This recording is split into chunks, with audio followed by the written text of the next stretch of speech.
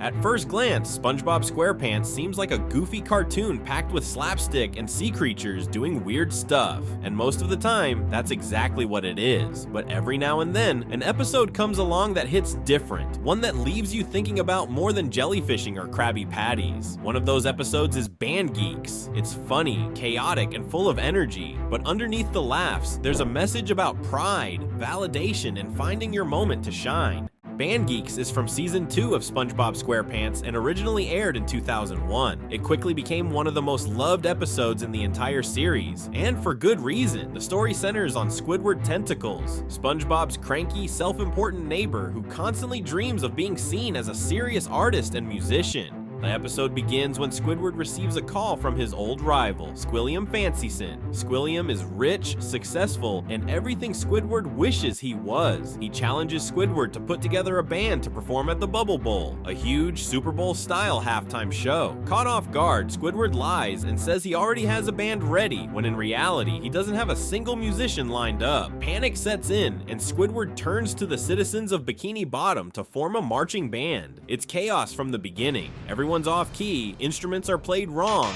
and no one takes practice seriously. SpongeBob is overly enthusiastic, Patrick is clueless, and everyone seems to be fighting more than rehearsing. Squidward, who sees this performance as his one chance to finally impress Squilliam, is constantly anxious and feels everything falling apart. His confidence crumbles as rehearsals continue to go off the rails. There's even a moment when he gives up, convinced the performance will be a complete disaster.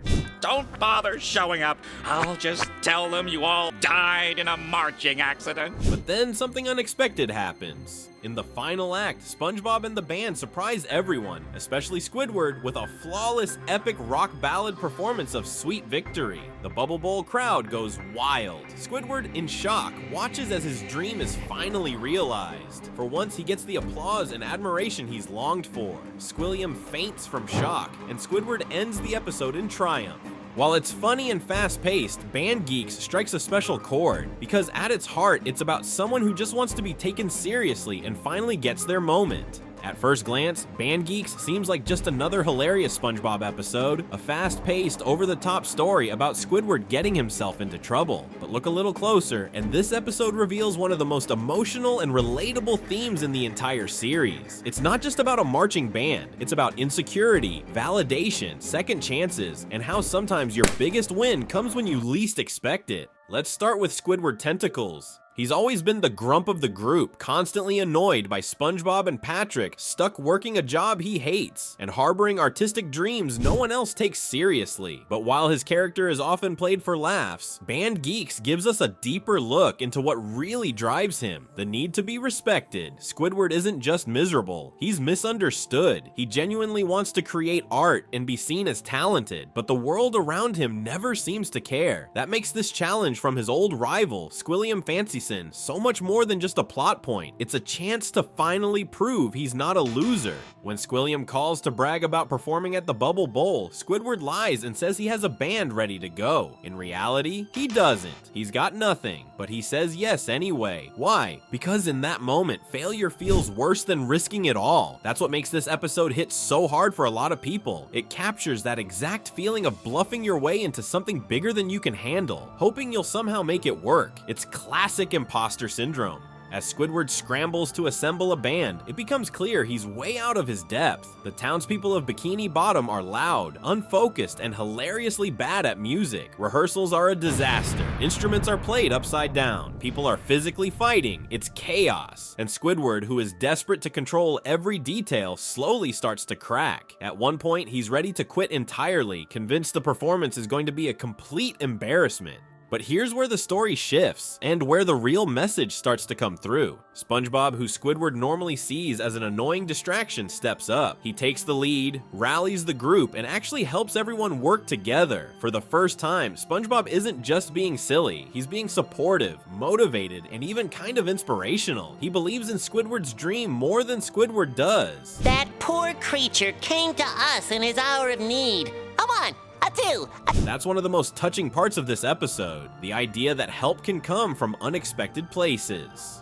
The people Squidward ignored, pushed away, and underestimated are the same people who carry him to victory. SpongeBob doesn't just want to perform well, he wants Squidward to succeed. He wants to help his neighbor have his moment, even if Squidward never asked for it. That kind of loyalty is powerful, and when the performance finally happens, it's amazing. The final scene is unforgettable. The band, decked out in full marching uniforms, walks into the Bubble Bowl Stadium. A huge crowd is waiting, tension builds, and then, boom, SpongeBob belts out Sweet Victory in one of the most iconic moments in cartoon history. The music, the lights, the cheering crowd, it's not just good, it's incredible. And Squidward, watching it all unfold, is completely stunned. For once, everything worked. It's important to recognize what that moment means. It's not just that they pulled it off, it's that Squidward finally experiences what it's like to be respected, to be applauded, to be part of something amazing. And it's not because he controlled every detail or micromanaged the band, it's because he was finally able to trust others and let them shine. That's the emotional core of Band Geeks. It's a story about pride, yes, but also about humility. It's about realizing that asking for help or leaning on others doesn't make you weak, it makes you human. Squidward didn't win because he was perfect, he won because the people around him chose to lift him up. And then there's the deeper symbolism in the performance itself. Sweet Victory isn't just a cool rock song, it's the perfect anthem for what this episode is about. It captures the feeling of overcoming odds, proving doubters wrong, and finally feeling like you've made it. It's a powerful emotional payoff, not just for Squidward, but for anyone who's ever felt overlooked or underestimated. That's why this episode sticks with people. It's not just funny, it's genuinely moving. It tells a story that a lot of people relate to. Maybe you've had a moment where you doubted yourself, maybe you felt like the underdog, maybe you've been part of a team that came together and did something great when no one expected it. Band Geeks takes that universal feeling and wraps it in comedy, music, and heart. Even the final shot, Squidward, slack-jawed, realizing he just pulled off the biggest win of his life,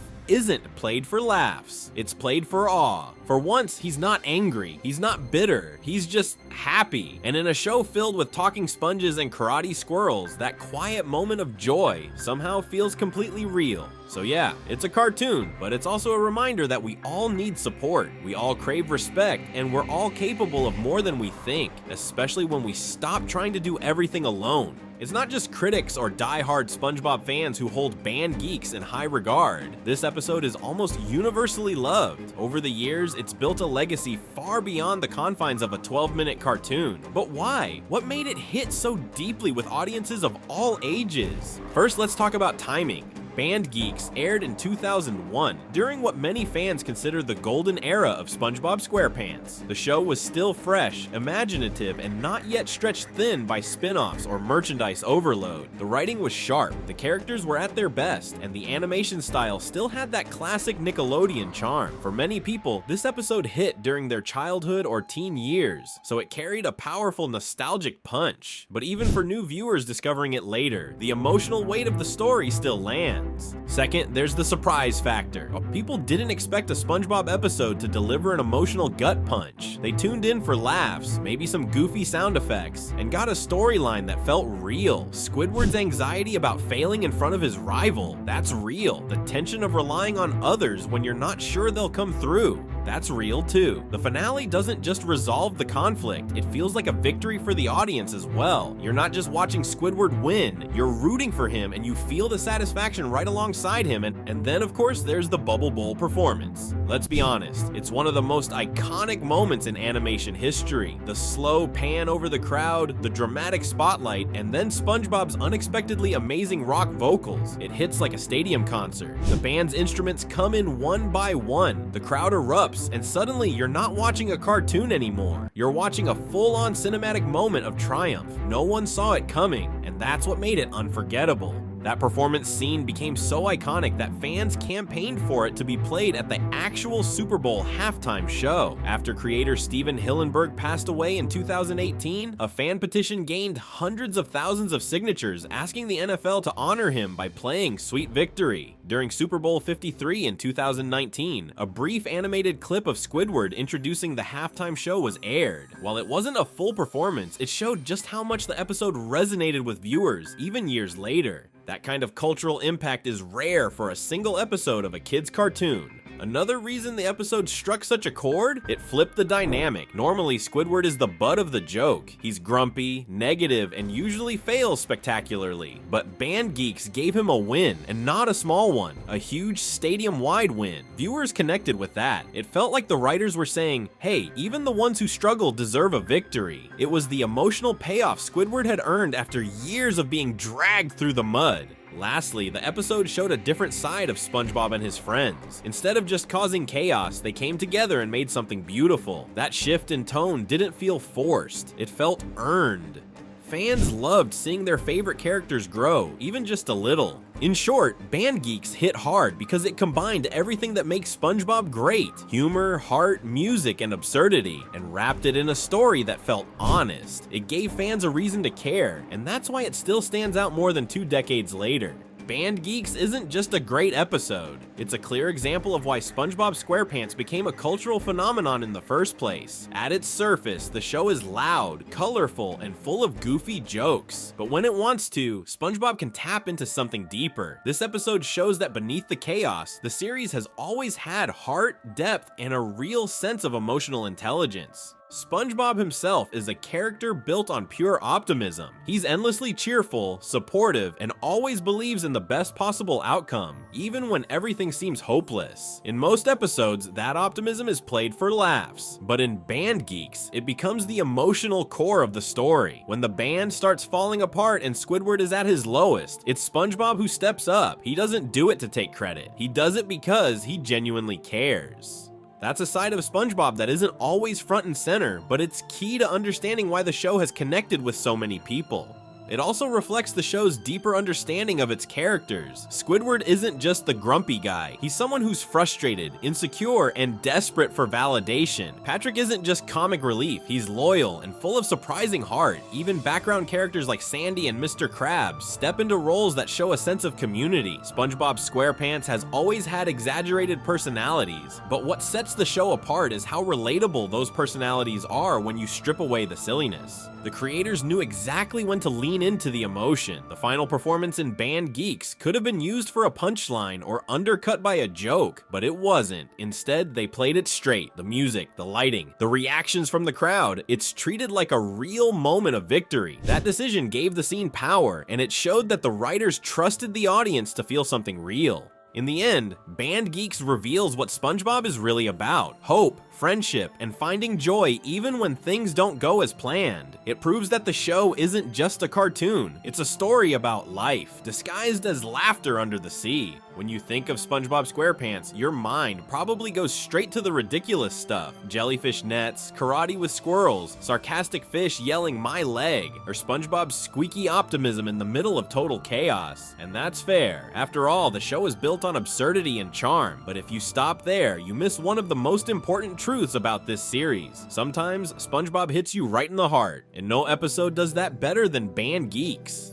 What makes this episode stand out isn't just the comedy, it's the emotional arc hidden underneath the laughs. Squidward Tentacles, the ever-miserable neighbor, finally gets his shot, and unlike most times where he fails for comedic effect, here, he wins. That moment of victory, after all his self-doubt, after all the mistakes, is powerful because it feels earned. This wasn't an easy journey. Squidward lies to protect his pride. He tries to build a band from a town full of amateurs. He nearly gives up, and yet, through all of that, the very people he underestimated, SpongeBob, Patrick, Sandy, and even the background fish, become his salvation. That's the beauty of Band Geeks. It's a story about people stepping up, not for personal gain, but because they believe in something bigger than themselves. It's about the underdog getting a moment to shine because others refuse to let him fall. And yes, it's also about how sometimes the people we ignore or write off are the very ones who lift us up when it counts. SpongeBob doesn't need the spotlight. He just wants Squidward to succeed. That's loyalty. That's kindness. That's real. Band Geeks reminds us that great stories don't need to be long or complicated or filled with plot twists. Sometimes all it takes is one small victory, earned through struggle, powered by teamwork, and sealed with the roar of a fictional stadium cheering to a rock anthem. In just 12 minutes, SpongeBob gave us a message that still hits years later. Believe in people, let them surprise you, and when your moment comes, don't be afraid to take the stage. Because everyone, even a grouchy clarinet player, deserves their sweet victory. If you enjoyed this expanded look at the SpongeBob episode that actually has a deep message, don't forget to like, comment, and subscribe for more. Let us know what other SpongeBob questions you'd like us to explore next.